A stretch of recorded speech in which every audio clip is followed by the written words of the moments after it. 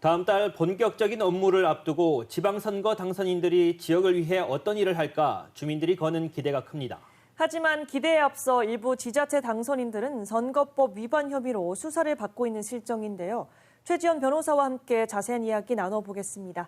변호사님 안녕하십니까? 네, 안녕하십니까? 네, 군위와 의성에서는 대리투표 의혹이 제기되면서 경찰 수사가 진행 중인데 어떤 혐의입니까?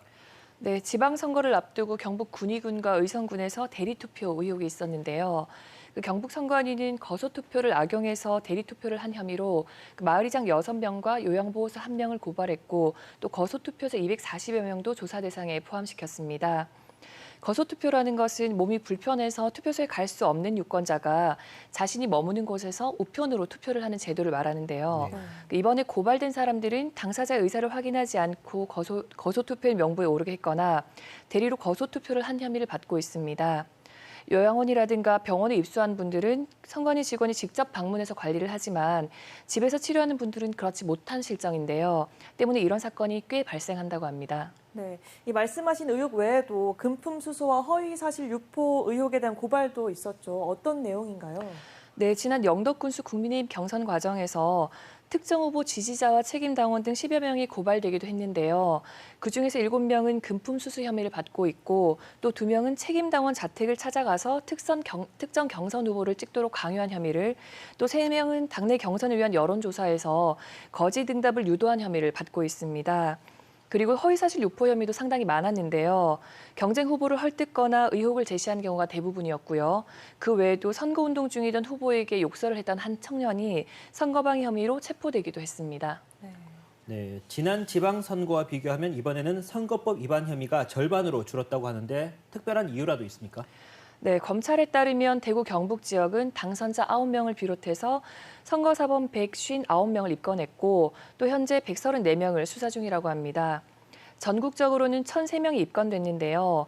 지난 지방선거와 비교했을 때 선거법 위반으로 입건된 건수가 52.5%로 낮아졌다고 합니다. 네.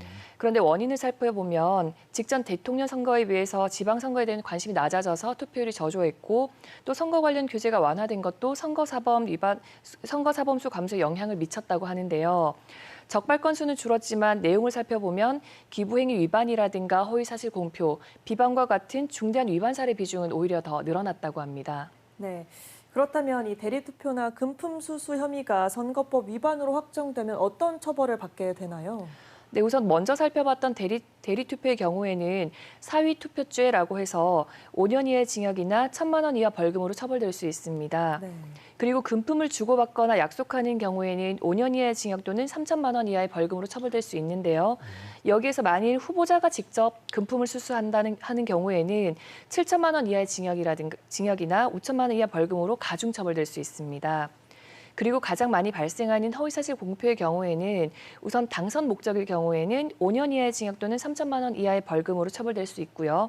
또 누군가를 낙선시키는 것이 목적이라면 징역형이 더 높아집니다. 여기에서 7년 이하의 징역 또는 3천만 원 이하의 벌금으로 처벌될 수 있습니다. 대구지검에서는 현재 선거 사건의 공소시효가 6개월로 짧은 만큼 공소시효 완성일인 12월 1일까지 비상근무체제를 유지하면서 신속하게 선거사범 수사 처분을 할 계획이라고 합니다. 네, 선거법 위반이 과거에 비해 많이 줄었다고 하지만 여전히 근절되지 않고 있는데 해결책은 없는 겁니까? 네, 우선 송반방위 처벌이라는 비판을 받고 있는 선거법 위반 처벌을 좀 강화하는 것이 필요할 것 같고요. 또 주민들도 선거법 위반 위험성을 좀 제대로 아셔야 할 것 같습니다.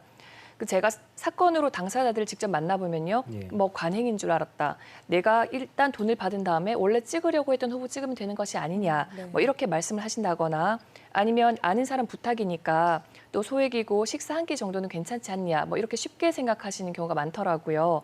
그런데 선거법 위반은 간혹 10만 원을 받았다고 하더라도 실제로는 수백만 원의 벌금형에 처해질 수가 있고 또 심각한 경우에는 징역형까지 선고받을 수 있는 중대한 범죄 행위입니다.